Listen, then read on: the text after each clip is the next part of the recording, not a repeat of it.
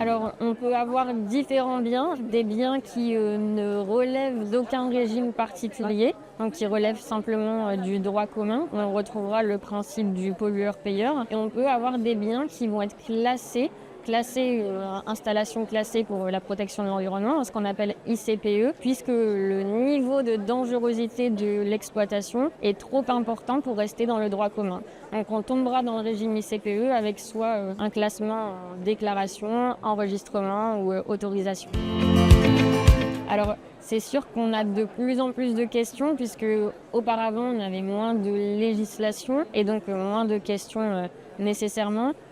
Aujourd'hui, on est de plus en plus interrogé et on se rend compte que les clauses qui sont intégrées par les notaires dans les actes sont de plus en plus précises. Avant, on avait beaucoup des clauses qui reprenaient toute la législation applicable en matière de pollution. Maintenant, on adapte de plus en plus les clauses aux projets, en tout cas en fonction des projets des vendeurs et acquéreurs.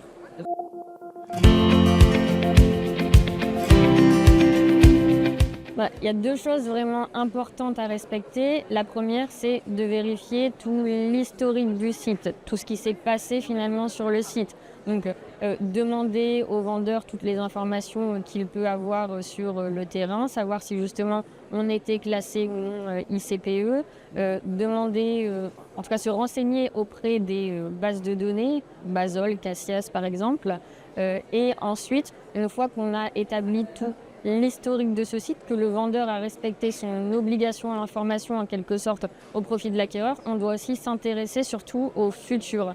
Quel est le projet de l'acquéreur et en fonction de ce projet, adapter notre clause éventuellement.